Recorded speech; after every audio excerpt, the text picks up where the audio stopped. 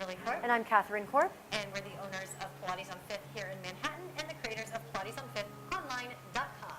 Today we want to tell you how to get the most out of your first Pilates reformer class. Yay! Yes, and here we are with a reformer. Now, usually the reformer classes have a maximum of 5 people. That's what we do.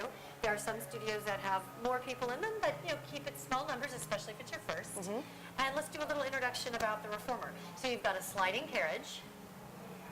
Then the carriage is hooked by springs. Right, and you're set up by height. So you want to tell the instructor your height and also if you have any injuries. That will determine, yep. Yeah. So then we'll hook it up with springs.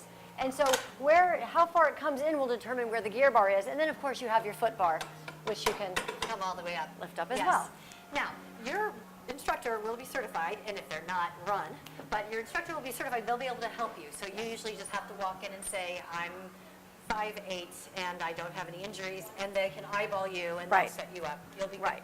And if it's kind of marketed as like a cardio class, run and run far. Pilates, it's called the reformer because it's supposed to reform your body. Indeed. So if they say it's like a boot camp style or it's cardio, fat burning, that's really not what Pilates was designed to do. Right. It's more like low impact. You will get your heart rate up and you will burn calories, but that's not the ultimate goal. Right.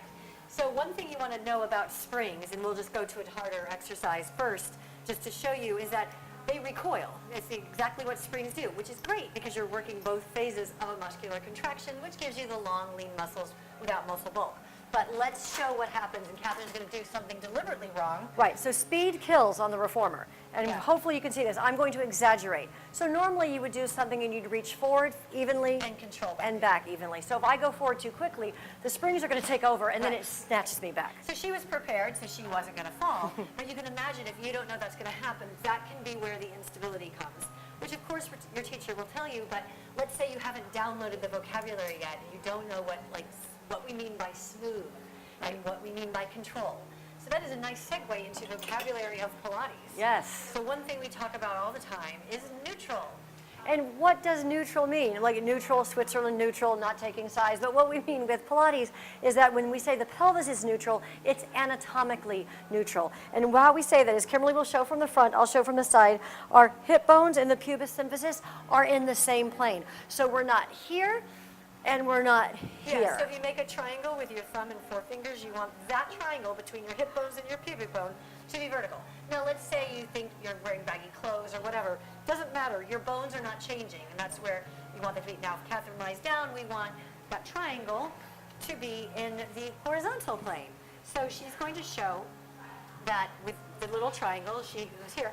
Now we have more of a space under our spines just because that is what our bodies do, but you're not creating a space. You're not doing deliberately. The only thing you're looking for is the hip bones and the pubic bone. That triangle will be to the same horizontal plane. So make sure you understand that neutral does not equal natural. Because if I naturally stand like, hey, Mike Pack excluded, this is the way I naturally stand, not neutral. Likewise, if this is the way I naturally stand, also not neutral. One other thing we talk about is closing the ribs. So some people don't know what we mean by that, but if you take a deep exhale, and exhale without flexing your spine forward, and just close the ribs, your abdominal muscles contract a lot more to hold you there, and that's what we mean by close the ribs. You want to pull your ribs in, and then it's almost like you have 3 upholstery buttons and a nice couch.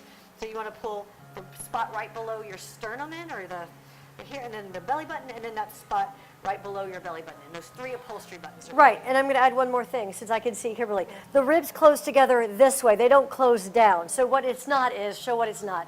Yes. So you're not trying to make yourself concave. Yes. You're just trying to knit them together. So you want to close the ribs without flexing forward. So you want to keep nice and vertical. Now notice that we do have a headrest on the reformer. Lift your head real quick, so that if this were more comfortable, you could also add a pad. If you find that you're thinking, oh my neck hurts, you probably need to be in have your headrest up a bit. So you want to make sure the head is comfortable, because where the head is will help get the ribs down. And if the head is in the wrong place, we'll pretend you have a forehead. We'll put your head down, and now put your head down. It might make the ribs pop, so that's why you need to be careful. Okay, so go ahead and lay back down.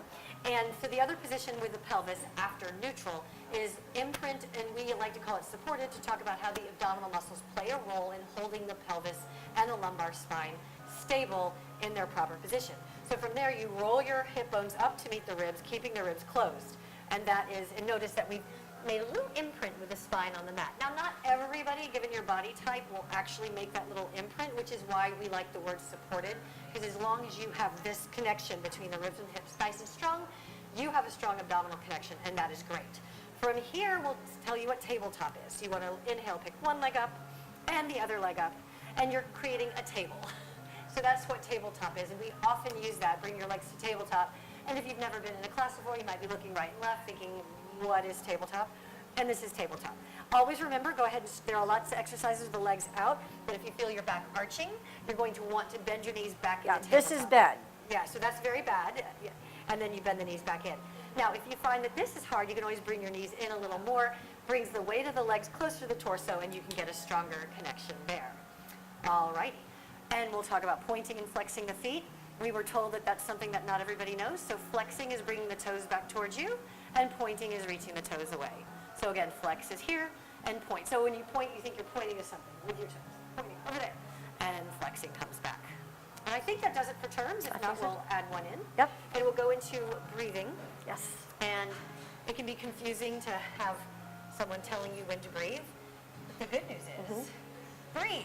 Yes, when in doubt, breathe. Or actually, when in doubt, exhale, because you'll definitely inhale. If you're It's alive. very easy to inhale and then hold your breath. So if you're not sure, just take a big exhale and then you'll inhale. Yes, but usually it's exhaling on exertion. And sometimes we inhale on extension, even if that's the exertion. But if the breath is making your mind explode and you find that you're getting tense because someone's telling you when to breathe and Right. you're wrong, then let that one go for your first couple lessons. Yeah.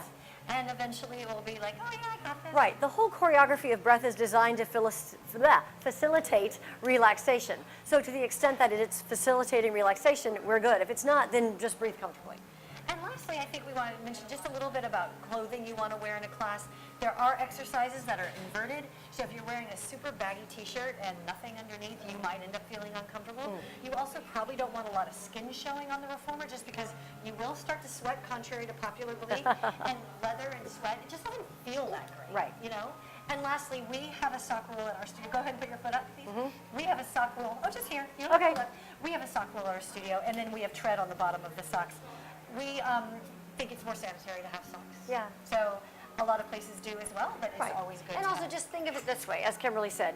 There are a lot of exercises where you put your feet on the foot bar and then your hands on the foot bar. Or you put your feet in the straps and then your hands in the straps. Why would you want to put your hands where someone else's feet have been? I wouldn't even want to put my hands where my own feet have been. So. So there's that. So I think we've covered like the little things you need to know before your first reformer class. Enjoy.